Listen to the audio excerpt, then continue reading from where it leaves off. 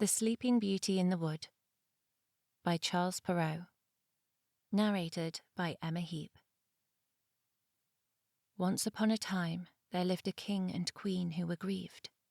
More grieved than words can tell, because they had no children. They tried the waters of every country, made vows and pilgrimages, and did everything that could be done, but without result. At last, however, the queen found that her wishes were fulfilled, and in due course she gave birth to a daughter. A grand christening was held, and all the fairies that could be found in the realm, they numbered 7 in all, were invited to be godmothers to the little princess. This was done so that by means of the gifts which each in turn would bestow upon her, in accordance with the fairy custom of those days, the princess might be endowed with every imaginable perfection. When the christening ceremony was over, all the company returned to the king's palace, where a great banquet was held in honour of the fairies.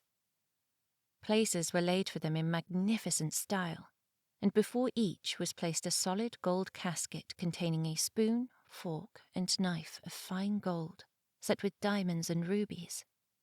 But just as all were sitting down to table, an aged fairy was seen to enter, whom no one had thought to invite. The reason being that for more than 50 years she had never quitted the tower in which she lived, and people had supposed her to be dead or bewitched. By the king's orders a place was laid for her, but it was impossible to give her a golden casket like the others, for only 7 had been made for the 7 fairies.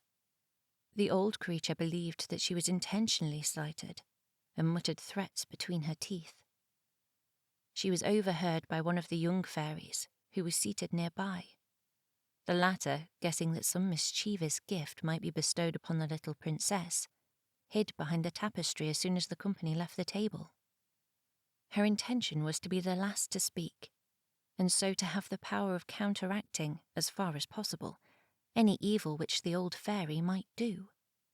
Presently, the fairies began to bestow their gifts upon the princess.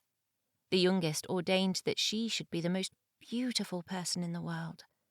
The next, that she should have the temper of an angel. The third, that she should do everything with wonderful grace.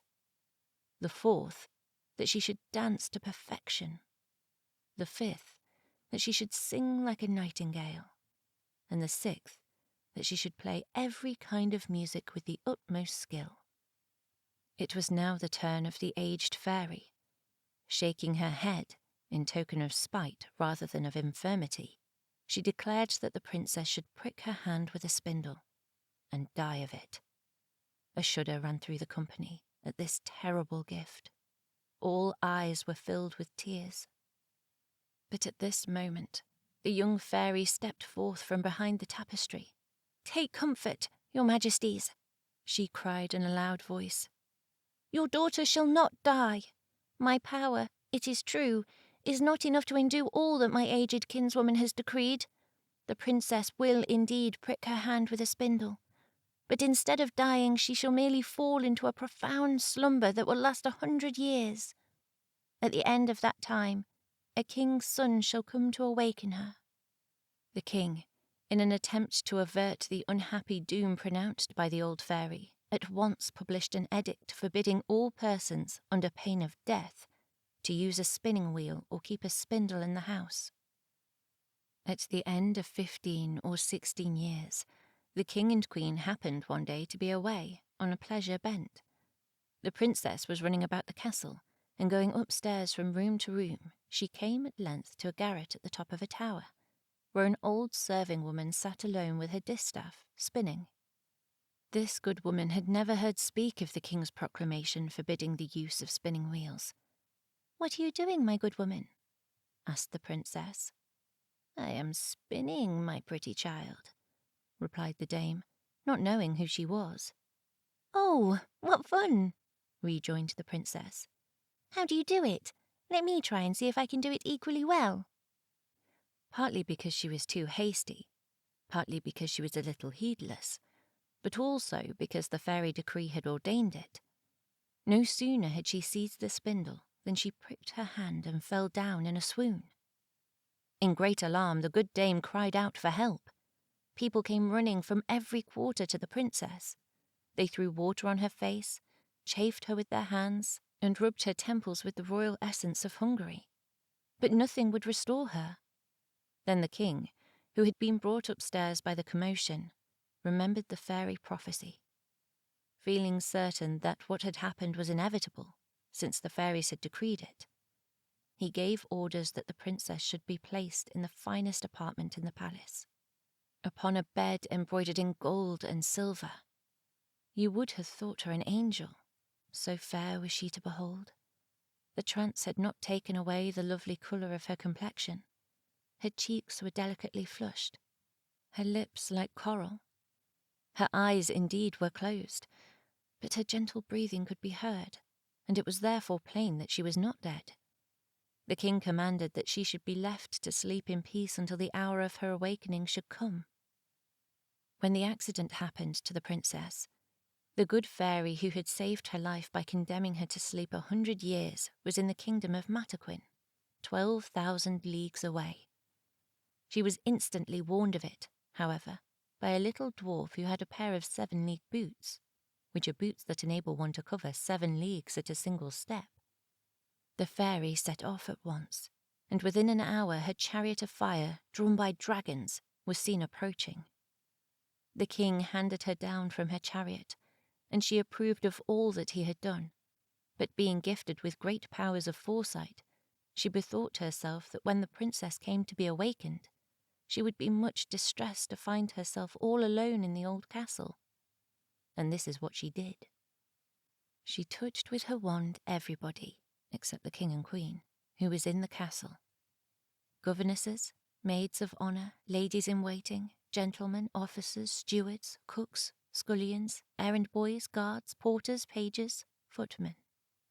She touched likewise all the horses in the stables, with their grooms, the big mastiffs in the courtyard, and little Puff, the pet dog of the princess, who was lying on the bed beside his mistress. The moment she had touched them, they all fell asleep, to awaken only at the same moment as their mistress. Thus they would always be ready with their service whenever she should require it. The very spits before the fire, loaded with partridges and pheasants, subsided into slumber, and the fire as well. All was done in a moment, for the fairies do not take long over their work. Then the king and queen kissed their dear child, without waking her, and left the castle. Proclamations were issued, forbidding any approach to it, but these warnings were not needed, for within a quarter of an hour there grew up all around the park so vast a quantity of trees, big and small, with interlacing brambles and thorns, that neither man nor beast could penetrate them. The tops alone of the castle towers could be seen, and these only from a distance. Thus did the fairies' magic contrive that the princess, during all the time of her slumber, should have naught whatever to fear from prying eyes. At the end of 100 years, the throne had passed to another family from that of the sleeping princess. One day the king's son chanced to go a-hunting that way, and seeing in the distance some towers in the midst of a large and dense forest, he asked what they were. His attendants told him in reply the various stories which they had heard. Some said there was an old castle haunted by ghosts, others that all the witches of the neighbourhood held their revels there. The favourite tale was that in the castle lived an ogre, who carried thither all the children whom he could catch. There he devoured them at his leisure, and since he was the only person who could force a passage through the wood, nobody had been able to pursue him. While the prince was wondering what to believe, an old peasant took up the tale. "Your Highness," he said, "more than 50 years ago I heard my father say that in this castle lies a princess, the most beautiful that has ever been seen. It is her doom to sleep there for 100 years, and then to be awakened by a king's son, for whose coming she waits." This story fired the young prince. he jumped immediately to the conclusion that it was for him to see so gay an adventure through. And impelled alike by the wish for love and glory, he resolved to set about it on the spot. Hardly had he taken a step towards the wood when the tall trees, the brambles and the thorns, separated of themselves and made a path for him. He turned in the direction of the castle, and espied it at the end of a long avenue. This avenue he entered, and was surprised to notice that the trees closed up again as soon as he had passed, so that none of his retinue were able to follow him. A young and gallant prince is always brave, however, so he continued on his way, and presently reached a large forecourt. The sight that now met his gaze was enough to fill him with an icy fear. The silence of the place was dreadful, and death seemed all about him. The recumbent figures of men and animals had all the appearance of being lifeless, until he perceived by the pimply noses and ruddy faces of the porters that they merely slept. It was plain, too, from their glasses, in which were still some dregs of wine, that they had fallen asleep while drinking. The prince made his way into a great courtyard, paved with marble, and mounting the staircase, entered the guard-room. Here the guards were lined up on either side in 2 ranks, their muskets on their shoulders, snoring their hardest. Through several apartments crowded with ladies and gentlemen in waiting, some seated, some standing, but all asleep, he pushed on, and so came at last to a chamber which was decked all over with gold. There he encountered the most beautiful sight he had ever seen. Reclining upon a bed, the curtains of which on every side were drawn back, was a princess of seemingly some 15 or 16 summers, whose radiant beauty had an almost unearthly lustre. Trembling in his admiration, he drew near and went on his knees beside her. At the same moment, the hour of disenchantment having come, the princess awoke, and bestowed upon him a look more tender than a first glance might seem to warrant. "Is it you, dear prince?" she said. "You have been long in coming." Charmed by these words, and especially by the manner in which they were said, the prince scarcely knew how to express his delight and gratification. He declared that he loved her better than he loved himself. His words were faltering, but they pleased the more for that. The less there is of eloquence, the more there is of love. Her embarrassment was less than his, and that is not to be wondered at, since she had had time to think of what she would say to him. It seems, although the story says nothing about it, that the good fairy had beguiled her long slumber with pleasant dreams. To be brief, after 4 hours of talking, they had not succeeded in uttering 1/2 of the things they had to say to each other. Now the whole palace had awakened with the princess. Every one went about his business, and since they were not all in love, they presently began to feel mortally hungry. The lady in waiting, who was suffering like the rest, at length lost patience, and in a loud voice called out to the princess that supper was served. The princess was already fully dressed, and in most magnificent style.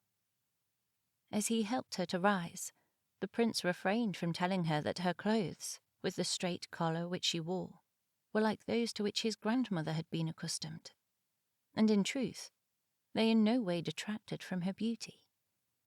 They passed into an apartment hung with mirrors, and were there served with supper by the stewards of the household, while the fiddles and oboes played some old music, and played it remarkably well, considering they had not played at all for just upon 100 years. A little later, when supper was over, the chaplain married them in the castle chapel, and in due course, attended by the courtiers in waiting, they retired to rest. They slept but little, however. The princess indeed had not much need of sleep, and as soon as morning came the prince took his leave of her. He returned to the city, and told his father, who was awaiting him with some anxiety, that he had lost himself while hunting in the forest, but had obtained some black bread and cheese from a charcoal burner, in whose hovel he had passed the night. His royal father, being of an easy-going nature, believed the tale. But his mother was not so easily hoodwinked. She noticed that he now went hunting every day, and that he always had an excuse handy when he had slept 2 or 3 nights from home. She felt certain, therefore, that he had some love affair. 2 whole years passed since the marriage of the prince and princess, and during that time they had 2 children. The first, a daughter, was called Dawn, while the second, a boy, was named Day, because he seemed even more beautiful than his sister. Many a time the queen told her son that he ought to settle down in life. She tried in this way to make him confide in her, but he did not dare to trust her with his secret. Despite the affection which he bore her, he was afraid of his mother, for she came of a race of ogres, and the king had only married her for her wealth. It was whispered at the court that she had ogreish instincts, and that when little children were near her, she had the greatest difficulty in the world to keep herself from pouncing on them. No wonder the prince was reluctant to say a word. But at the end of 2 years the king died, and the prince found himself on the throne. He then made public announcement of his marriage, and went in state to fetch his royal consort from her castle. With her 2 children beside her, she made a triumphal entry into the capital of her husband's realm. Some time afterwards, the king declared war on his neighbour, the Emperor Cantalabute. He appointed the Queen Mother as regent in his absence, and entrusted his wife and children to her care. He expected to be away at the war for the whole of the summer, and as soon as he was gone, the Queen Mother sent her daughter-in-law and the 2 children to a country mansion in the forest. This she did that she might be able the more easily to gratify her horrible longings. A few days later she went there herself, and in the evening summoned the chief steward. "For my dinner tomorrow," she told him, "I will eat little Dawn." "Oh, madam!" exclaimed the steward. "That is my will," said the queen, and she spoke in the tones of an ogre who longs for raw meat. "You will serve her with piquant sauce," she added. The poor man, seeing plainly that it was useless to trifle with an ogress, took his big knife and went up to little Dawn's chamber. She was at that time 4 years old, and when she came running with a smile to greet him, flinging her arms round his neck and coaxing him to give her some sweets, he burst into tears and let the knife fall from his hand. Presently he went down to the yard behind the house and slaughtered a young lamb. For this he made so delicious a sauce that his mistress declared she had never eaten anything so good. At the same time, the steward carried little Dawn to his wife, and bade the latter hide her in the quarters which they had below the yard. 8 days later, the wicked queen summoned her steward again. "For my supper," she announced, "I will eat little Day." The steward made no answer. Being determined to trick her as he had done previously, he went in search of little Day, whom he found with a tiny foil in his hand, making brave passes, though he was but 3 years old, and a big monkey. He carried him off to his wife, who stowed him away in hiding with little Dawn. To the ogress, the steward served up, in place of Day, a young kid so tender that she found it surpassingly delicious. So far, so good. But there came an evening when this evil queen again addressed the steward. "I have a mind," she said, "to eat the queen with the same sauce as you served with her children." This time the poor steward despaired of being able to practice another deception. The young queen was 20 years old, without counting the 100 years she had been asleep. Her skin, though white and beautiful, had become a little tough, and what animal could he possibly find that would correspond to her? He made up his mind that if he would save his own life he must kill the queen, and went upstairs to her apartment determined to do the deed once and for all. Goading himself into a rage, he drew his knife and entered the young queen's chamber. But a reluctance to give her no moment of grace made him repeat, respectfully, the command which he had received from the Queen Mother. "Do it! Do it!" she cried, baring her neck to him. "Carry out the order you have been given. Then once more I shall see my children, my poor children that I loved so much." Nothing had been said to her when the children were stolen away, and she believed them to be dead. The poor steward was overcome by compassion. "No, no, madame," he declared. "You shall not die, but you shall certainly see your children again. That will be in my quarters, where I have hidden them. I shall make the queen eat a young hind in place of you, and thus trick her once more." Without more ado, he led her to his quarters, and leaving her there to embrace and weep over her children, proceeded to cook a hind with such art that the Queen Mother ate it for her supper, with as much appetite as if it had indeed been the young queen. The Queen Mother felt well satisfied with her cruel deeds, and planned to tell the king on his return that savage wolves had devoured his consort and his children. It was her habit, however, to prowl often about the courts and alleys of the mansion, in the hope of scenting raw meat, and one evening she heard the little boy, Day, crying in a basement cellar. The child was weeping because his mother had threatened to whip him for some naughtiness, and she heard at the same time the voice of Dawn begging forgiveness for her brother. The ogress recognized the voices of the queen and her children, and was enraged to find she had been tricked.